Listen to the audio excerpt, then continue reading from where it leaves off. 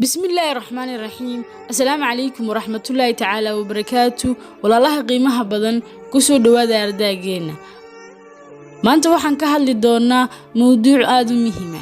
arrimo ay jeceshahay gabadh kasta inuu fahmayo lamaanaheedu iyada oo aanu sheegin siraha dumarka ku soo dhawaada mar labaad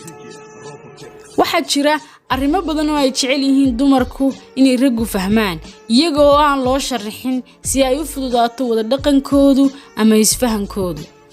wiilashuna badanaa kuma baraarugsana waxaana dhacda aqoon la'aanta aanay aqoon arrimahaasi inay marmarka qaar keento khilaaf amba isqabsi sidoo kalena waxay sababtaa in gabadhu ka xiisa dhacdo wiilka xiriirkaasina dhamaado haddaba dhowr qodob oo kamid ah kuwa ugu muhiimsan ee markasta soo noqnoqda ayaan soo qaadan doonaa maanta lambar 1 gabadhu dabeecad ahaan waa mid jecel inay markasta wiilka uga sheekayso dhibaatooyinka iyo mashaakilaadka nolosheeda maadaama ay sidaas tahay marka ay ku sheegto dhibteeda inta badan ma rabto inaad tala siiso ama aad xal raadiso kaliya waxay doonaysaa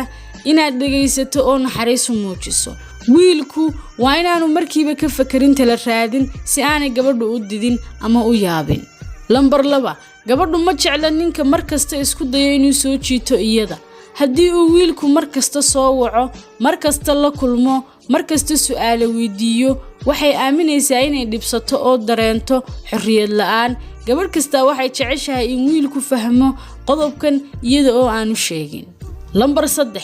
dumarku waxay leeyihiin isla weynin la yaab leh ma jecla inay wiilka ka dalbadaan wax kasta oo ay rabaan taas bedelkeeda waxay jecel yihiin inuu isagu iskii u fahmo ama u garto sidoo kale marka wiilku gabadha u sameeyo shay aanay ka dalban waxay dareentaa qadarin iyo inay agtiisa ku leedahay kaalin weyn lambar 4 qodob kale oo muhiim ah ayaa ah beenta dumarku aad ayay u neceb yihiin in ninku been u sheego waa laga yaabaa in haddii wiilku wiil kale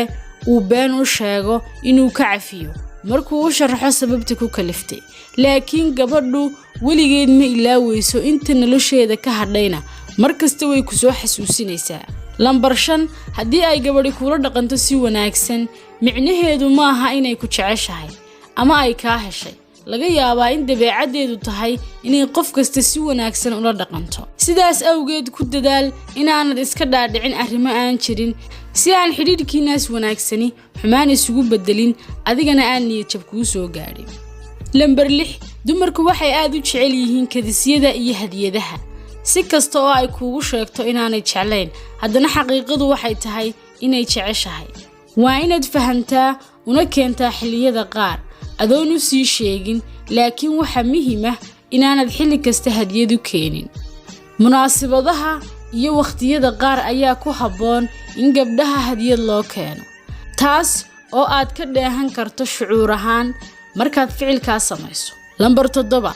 ku dadaal gabadha inaad geyso meelo degan oo jawi fiican si ay niyad ahaan u faraxdo kuguna aragto qof ku habboon iyada nolosheedana muhiim u ah intaas kadib waxaan rajaynayaa barnaamijkan in wax badan idinka anfici doono caqli ahaan iyo cilmi ahaanba dhammaantiin baad ugu mahadsantiin la socodka barnaamijkan iyo kuwa kale aan kanaalka soo gelino inta ka horeysa barnaamijka kan xiga salaamu calaykum waraxmatullaahi tacaala wabarakaatuh